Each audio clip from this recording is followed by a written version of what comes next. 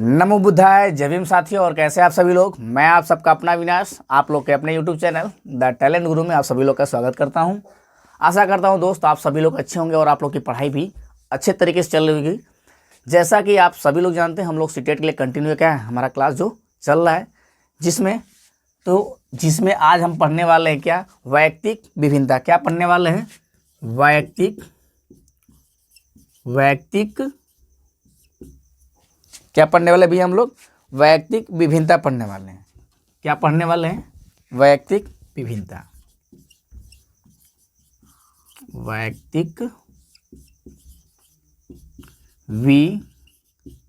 विभिन्नता क्या पढ़ने वाले हैं? वैयक्तिक विभिन्नता। अगर भैया आप इस वीडियो पहली बार आए ना, तो सबसे पहले मैं आपको ये बता देना चाहता हूँ कि इसके पहले बहुत सारी क्लासें हो चुकी हैं। आप लोग पहले उसे देख लीजिएगा, तब फिर इसको देखिए, तब ये ज़्यादा समझ में आएगा।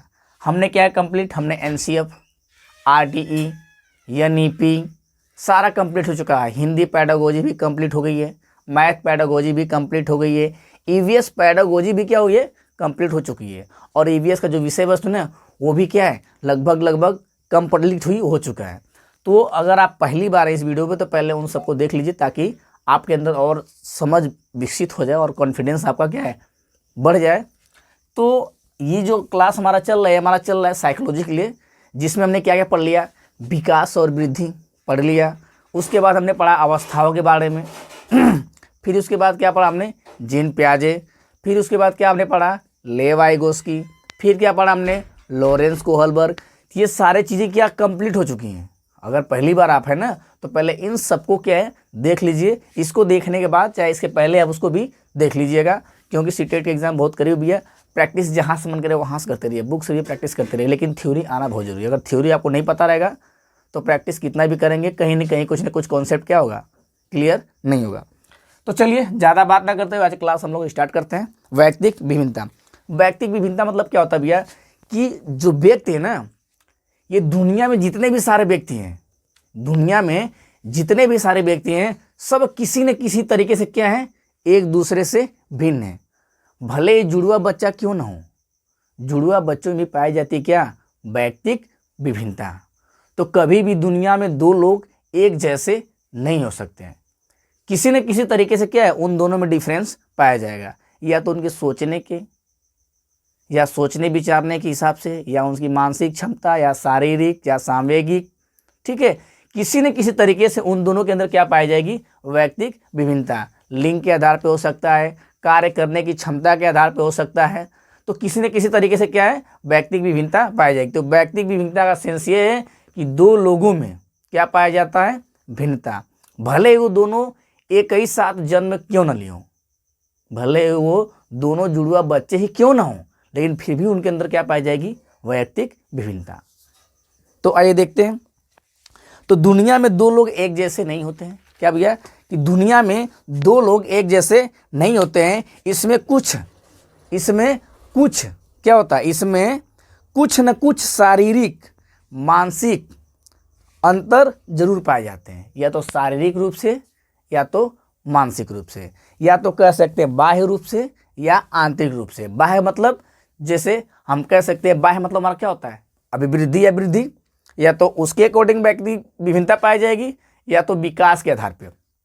भैया विकास हमने बहुत अच्छे से पढ़ा है। अब हमारे दो जुड़वा बच्चे हैं, शकल सूरत भले ही एक हो, अगर किसी का रहने का स्थान कोई सिटी में रह रहा है और कोई बच्चा गांव में रह रहा है, तो उन दोनों के अंदर क्या है, सोचने समझने की शक्ति क्या होगी, अलग अलग होगी, और कार्य करने की क्षमता अलग होगी, वेशभूषा अलग होगा, पहनावा ओढ़ावा अलग होगा। कुछ लोग संस्कृति के आधार पर अलग होते हैं, कुछ लोग समाज के आधार पर अलग होते हैं, कुछ लोग धर्म के आधार पर अलग होते हैं। तो किसी न किसी तरीके से क्या है, दो व्यक्तियों में पाई जाएगी व्यक्तिक विभिन्नता।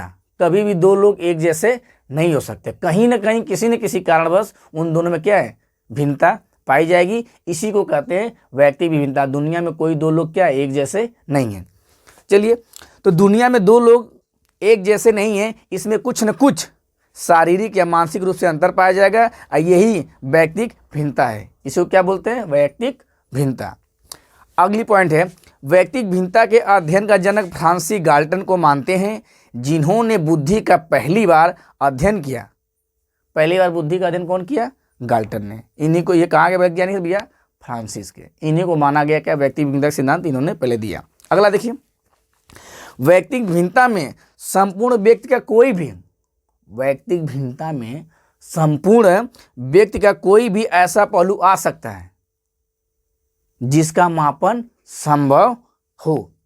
जिसका मापन संभव हो मतलब जो आदमी है, जो व्यक्ति है, उसके किसी भी पक्ष को हम ले सकते हैं व्यक्ति भिन्नता में, बस उसका मापन क्या होना चाहिए? संभव होना चाहिए, जिसका मापन हम कर सके। जब भी हम मापन करेंगे तभी नहीं तुलना करेंगे, तभी नहीं कहेंगे कि दो लोग एक जैसे नहीं है किसी न किसी कारण बस। तो तुलना कब आप करेंगे? कहीं ना कहीं क्या करेंगे? मापन करेंगे, चाहे उसकी बुद्धि का मापन करिए या शरीर का मापन करिए या वजन करिए या आकार लीजिए, किसी न किसी तरीके से क्या किया जाएगा? मापन अगर संभव हो और उस मापन के आधार पर हम क्या कहेंगे कि दो लोग एक जैसे नहीं हो सकते। चलिए आगे, व्यक्ति भिन्नता के प्रकार, ये कितने प्रकार के होते हैं भैया? शारीरिक भिन्नता होती है, मतलब शरीर के रूप से, कोई नाटा हो गया, कोई लंबा हो गया, कोई पतला हो गया, कोई मोटा हो गया, शारीरिक हिसाब से। किसी का राइट हैंड लिखने का, किसी का लेफ्ट हैंड लिखने का है तरीका। कोई दौड़ने में तेज है, ठीक है, तो कोई पढ़ने में तेज है, तो कोई लिखने में तेज है, कोई खेलने में तेज तराक है, कोई घूमने में भैया तेज है। तो क्या है? किसी न किसी आधार पर क्या पाई जाएगी? शारीरिक रूप से व्यक्तिक विभिन्नता। अगला पॉइंट, मानसिक भिन्नता। एक ही सवाल को कई लोग कई तरीके से करते हैं। कोई लोग शॉर्ट मेथड है, तो कोई लोग बेसिक से करते हैं, कई लोग एक ही क्वेश्चन कई तरीका जानते हैं। कुछ लोग कंप्यूटर सीखते हैं, कुछ लोग क्या है किताबें पढ़ते हैं। तो मतलब सोचने समझने या कार्य करने की शक्ति सब में अलग अलग पाई जाती है, जिसको हम क्या कह सकते हैं? मानसिक भिन्नता कह सकते हैं। अगला देखिए, संवेगात्मक भिन्नता। संवेगात्मक क्या होता है? रोना, हंसना, ये क्या है? संवेग होते हैं। कुछ लोग थोड़ी ही बात होगी, रोना 24 घंटा चलता रहता है। कुछ लोग को कितनी बड़ी बात क्यों ना हो, फिर भी रोना उनका आधे घंटे का चलेगा। तो कोई लोग ज़्यादा देर तक हंसते हैं, कुछ लोग कम समय तक हंसते हैं, कुछ लोग गंभीरता रूप से रहते हैं, कुछ लोग का हाव भाव अलग होता है। तो इसके आधार पर भी क्या पाई जाएगी? व्यक्तिक भिन्नता। घर में भले ही 2, 3, 4 भाई बहन क्यों ना हो, अगर घर में कुछ होता है तो कुछ लोगों को ज़्यादा दुख होता है, कुछ लोगों को कम दुख होता है। कुछ लोग 2 घंटे तक सैड रहते हैं, कुछ लोग 10 मिनट तक सैड रहते हैं। या किसी कारणवश अगर खुशी मिलती है तो कुछ लोग कई दिनों तक खुश रहते हैं और कुछ लोग क्षण भर खुश रहते हैं। तो इसे क्या कहेंगे? संवेगात्मक भिन्नता। जो हमारे अंदर संवेग उत्पन्न होते हैं, जो हमारी आंखों से, हमारे चेहरे से या हमारे हाव भाव से या कार्य करने के तौर तरीके से निखर के सामने आते हैं, ये आंतरिक रूप से होते हैं। और जब ये आंतरिक रूप से होते हैं तो बाह्य चीज़ों को क्या करते हैं? प्रभावित करते हैं। दिमाग में चलता है, दिल दिमाग में चलता रहेगा, लेकिन प्रभावित किसे करेगा? जिसको हम देख सकते हैं, आंखों का लाल होना, गुस्से में आंख का क्या होना? लाल होना, रोना, गुस्से में चिल्लाना, गुस्से में हाथ पैर का कड़ा होना। तो ये सब किस में आएगा? संवेग में आएगा। आगे बढ़े, व्यक्तित्व आधारित भिन्नता। व्यक्तित्व मतलब कि किसी का कार्य क्षेत्र अलग होता है। जैसे भारत के महान व्यक्तित्व आप लोग पढ़े होंगे, भगत सिंह, चंद्रशेखर। तो इन सब का क्या है? एक व्यक्तित्व है ये सब एक तरह से। तो इनके कार्य करने के हिसाब से क्या है? महानता का नाम दिया, जिसमें व्यक्तित्व को हम रखे हैं। अब ये व्यक्तिक विभिन्नता को प्रभावित करने वाले कारक कौन कौन से ऐसे कारक हैं जो व्यक्तिक विभिन्नता को प्रभावित कर सकते हैं? पहला क्या होगा भैया? बुद्धि। क्या होगा? बुद्धि। ग्रहण शक्ति। कुछ लोग की ग्रहण शक्ति बहुत जल्दी होती है, कुछ चीज़ों को बहुत जल्दी सीख जाते हैं, कुछ लोग उसी चीज़ को सीखने के लिए काफ़ी समय लगाते हैं। तो ग्रहण शक्ति के आधार पर भी पाया जा सकता है। शिक्षा, शिक्षा के आधार पर विभिन्नता पाया जाएगा। कुछ लोगों को मैथ सही लगता है तो कुछ लोग को साइंस सही लगता है। कुछ लोग बायो ग्रुप में हैं, कुछ लोग मैथ ग्रुप में हैं, कुछ लोग कॉमर्स पढ़ रहे हैं, कुछ लोग क्या है? आर्ट साइंस पढ़ रहे हैं, आर्ट पढ़ रहे हैं। तो ऐसे भी क्या पाया जाता है? शिक्षा के आधार पर भी पाई जाती है क्या? व्यक्तिक भिन्नता। अधिगम आ जाइए भैया। अधिगम मतलब क्या होता है? सीखना। अधिगम मतलब सीखना। तो सबके सीखने के भी क्या होते हैं? अलग होते हैं तौर तरीके। अब जो अंधा बालक है उसे क्या है? ब्रेन लिपि के माध्यम से सिखाया जाएगा। ब्रेन लिपि कितने बिंदुओं पर आधारित होता है भैया? 6 बिंदुओं पे। हमने बताया कितने बिंदु पे? 6 बिंदु पे। तो कुछ लोग जो अंधे होंगे ब्रेन लिपि के माध्यम से सीखेंगे ना। तो जो अंधे होते हैं, बहरे होते हैं, किसी तरीके से जो क्या विशिष्ट बालक जिसे कहते हैं, या विकलांग भी कह सकते हैं या दिव्यांग भी कह सकते हैं, उनकी भी क्या होती है, सीखने की शक्ति अलग अलग होती है। तो इसके भी आधार पर क्या पाया जाएगा, व्यक्तिक विभिन्नता पाया जाएगा। अगला रुचि। अब रुचि के भी आधार पर पाया जाता है व्यक्तिक विभिन्नता। 10 बच्चे हैं, उसी 10 बच्चों में किसी का खेलने में ज़्यादा रुचि है, तो किसी का मैथ में ज़्यादा रुचि है, तो किसी का बायो में रुचि है। तो रुचि के आधार पर भी पाई जाएगी क्या, व्यक्तिक विभिन्नता। अगला देखिए वंशानुक्रम। अब क्या होता है, वंशानुक्रम के अनुसार भी क्या पाया जाता है, व्यक्तिक विभिन्नता। अब वंशानुक्रम मैंने बताया कि पीढ़ी दर पीढ़ी चलता रहता है, और जो कि हमारे माँ बाप या दादी दादा या परदादी या पूर्वजों द्वारा कुछ न कुछ गुण हमारे अंदर क्या होता है, हमारे गुण क्या हमारे अंदर उनके आधार पे, जो उनके जीन के आधार पे हमारे अंदर गुण आते हैं। हमने पिछले क्लास में बात किया था। और उसी गुण का, उस गुण में से वही गुण बाहर निकल के आते हैं जैसा जिस इन्वायरमेंट मिलता है। जैसे जिस इन्वायरमेंट में जिस उस वही गुण का क्या होता है, बाहर निकल के आता है। अगर आपके अंदर 10 बौद्धिक क्षमताएं होती है हार्वर्ड गार्डनर के अनुसार, लेकिन उसी बौद्धिक क्षमता का विकास होता है जैसा आपको इन्वायरमेंट मिलेगा। ठीक है, आगे ही अगला है वातावरण। वातावरण के अनुसार भी क्या पाई जाती है, व्यक्तिक विभिन्नता। आप जो जम्मू कश्मीर के लोग होते हैं वो क्या होते हैं, ज़्यादा गोरे होते हैं। मिड में आ जाइए, उत्तर प्रदेश मध्यम के होते हैं, उससे नीचे जाइए काले होते हैं। तो ये कर्क रेखा विषुवत रेखा जो होती है उसके अकॉर्डिंग ये बात चलती है। तो उसके आधार पर भी क्या पाया जाएगा, व्यक्तिक विभिन्नता, क्योंकि उनके वेशभूषा पहनावे ओढ़ावे अलग होते हैं। अब अलग अलग देशों के क्या है, पहनावे ओढ़ावे अलग होते हैं। उनका वेशभूषा, बातचीत करने का तौर तरीका क्या होता है, सबका अलग अलग होता है। उसके आधार पर भी पाई जाती है क्या, व्यक्तिक विभिन्नता।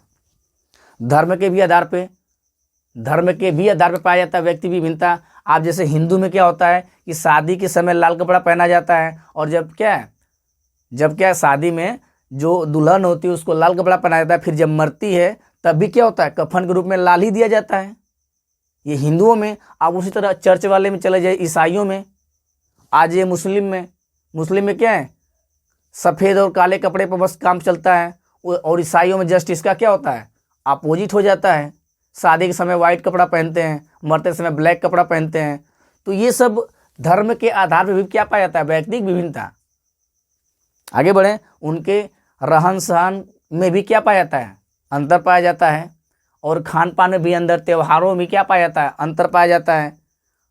तो इसके भी आधार पर हम कह सकते हैं धर्म के आधार पर भी पाई जाती है व्यक्तिक विभिन्नता, क्योंकि जो जिस धर्म से जुड़ा होगा उस धर्म को आगे बढ़ाने के लिए, चाहे उसको अच्छा जो भी हो उसके बारे में अच्छा बुरा वो सोचता रहेगा, विचार करता रहेगा कि इसको कैसे क्या किया जाए।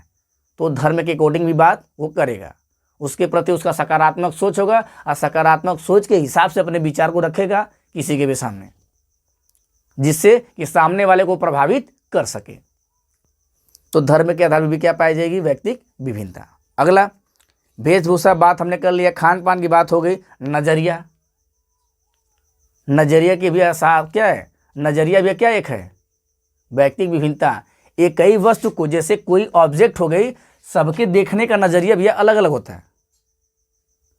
आप मान लीजिए हमने बताया कि एक अच्छा शिक्षक भी क्या हो सकता है, दारूबाज हो सकता है, या तो एक अच्छा दारूबाज भी क्या एक अच्छा शिक्षक हो सकता है।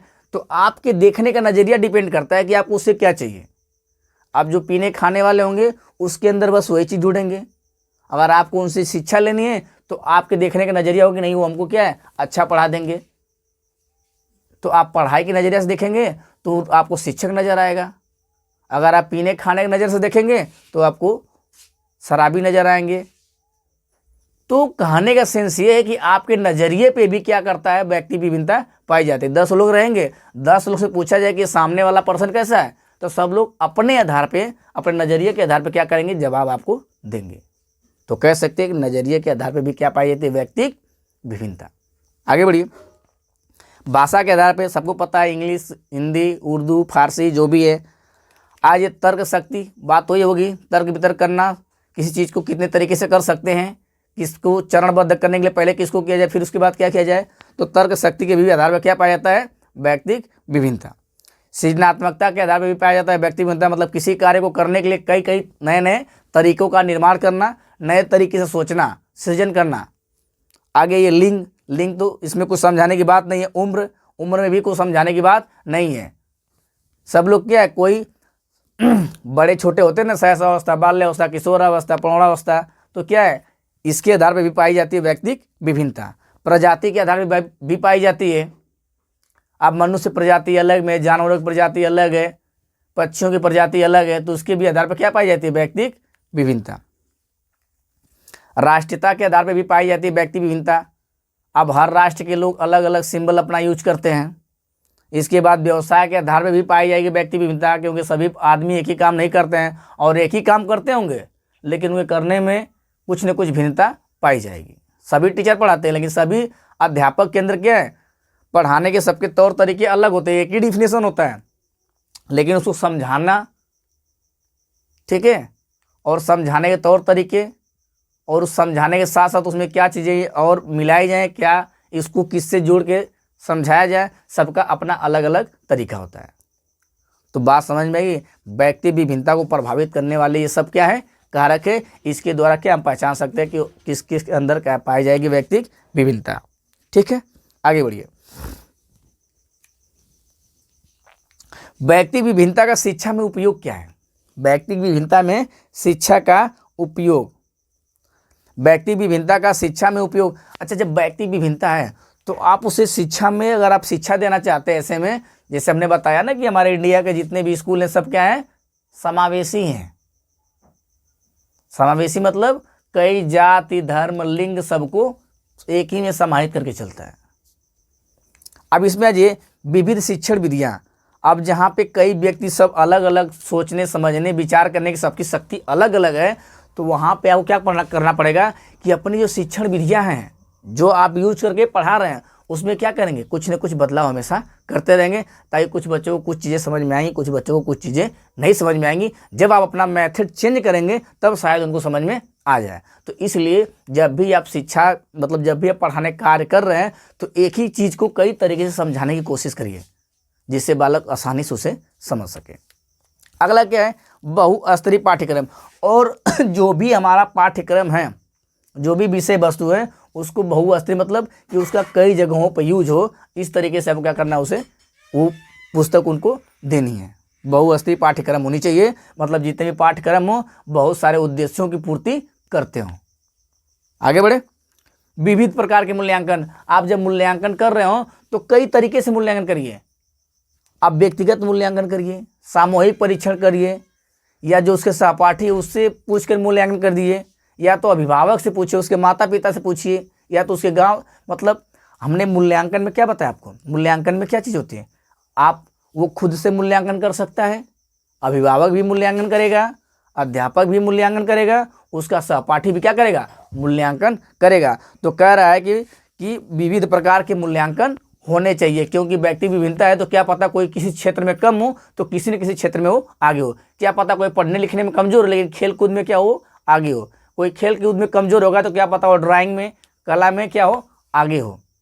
तो इसलिए कई तरीके से आप क्या करेंगे, मूल्यांकन, जिससे आपको उसकी प्रतिभा को पहचान के उसको आगे आप बढ़ा सकते हैं। और आपको जब प्रतिभा पहचानना होगा तो आपको करना पड़ेगा भैया मूल्यांकन। और मूल्यांकन कौन सा बहुत बेहतर होता है, सतत मूल्यांकन, जो लगातार साप्ताहिक हो या मंथली हो। आगे चलिए। अलग अलग मात्रा में गृह कार्य, और सबको अलग अलग मात्रा में गृह कार्य देना, नहीं कि जो एक ही बार 10 क्वेश्चन दे दे तो सबके लिए एक ही क्वेश्चन 10 हो। क्या पता कुछ लोग उसमें किसी की मानसिक क्षमता कमजोर हो तो उसको उसके मानसिक क्षमता के अनुरूप आपको देना है क्या, गृह कार्य। और गृह कार्य जब तक गृह कार्य घर से करके ना आए तब तक अगले दिन का आपको गृह कार्य नहीं देना है। एनसीईआरटी इस चीज को क्या करता है, एनईपी क्या करता है, इस चीज को मना करता है। तो जब भी बालक घर से गृह कार्य करके आए तभी उसके आगे का उसे गृह कार्य देना है, नहीं तो गृह कार्य नहीं देना है। बात समझ में आ गई? आगे अब कह रहा है कि मानसिक वर्गीकरण। अगला दे रहा है बहुउद्देशीय विद्यालय। जो विद्यालय हो क्या हो, कई उद्देश्यों की पूर्ति करी, जैसे व्यवसाय, व्यवसाय के साथ साथ कृषि, कृषि के साथ साथ और जितने भी होते हैं, तो कृषि में, व्यवसाय में, बिजनेस में, इन सारे चीज़ों में मतलब अलग अलग बहुस्तरीय तरीके से क्या होनी चाहिए, हमारे विद्यालय होने चाहिए। जो भी विद्यालय उनमें बहुस्तरीय शिक्षा देनी चाहिए, क्योंकि सभी का क्या है, अलग अलग क्षेत्र हो सकता है। क्योंकि जब सबके अंदर पाई जा रही है व्यक्ति विभिन्नता तो सबके कार्य भी क्या है, अलग अलग हो सकते हैं। विविध शिक्षण सामग्री आपके पास होनी चाहिए। एक ही चीज़ को पढ़ाने, जो भी चीज़ पढ़ा रहे हैं तो अलग अलग शिक्षण सामग्री, जैसे हमने क्या है, वाइट बोर्ड, मार्कर, ठीक है, ये मोबाइल, ये सारी चीज़ हम यूज कर रहे हैं। तो अलग अलग विविध प्रकार के शिक्षण सहायक सामग्रियों का यूज करना है आपको बच्चे को जब आप पढ़ा रहे हो तब। अभिभेदी शिक्षण और ध्यान मतलब आप देखेंगे कि बच्चे किस चीज़ पे कितना फोकस कर रहा है, जिस पे वो ज़्यादा ध्यान दे रहा है, जिस पे वो ज़्यादा फोकस कर रहा है, आप उसी को बढ़ाने की कोशिश करिए, क्योंकि उसकी रुचि उसी में है, उसको और जल्दी वो सीख सकता है। आगे चले, ध्यान देने योग्य बातें भैया, इसको एकदम ध्यान दीजिए।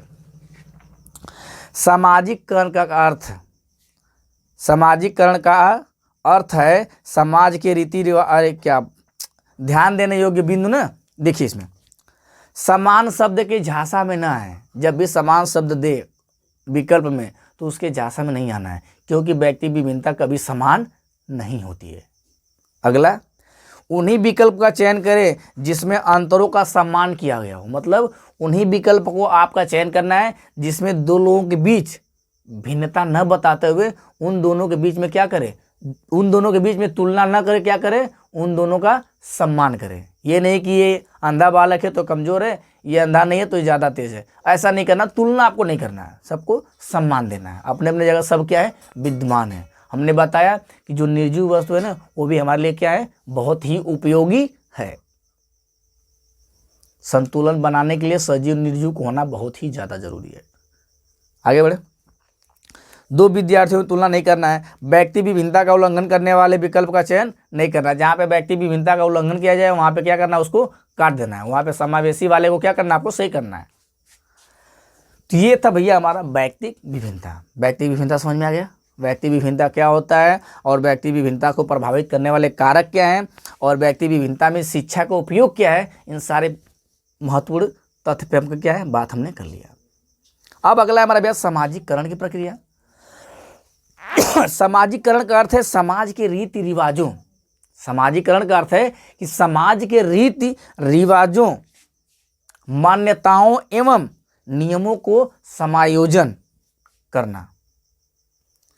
सामाजिककरण का मतलब ये भी है जो समाज के द्वारा रीति रिवाज त्यौहार जो भी बनाया गया हो उनको क्या करना है, सबको मिला क्या करना है, उन्हीं के अनुसार आपको क्या करना है, चलना है।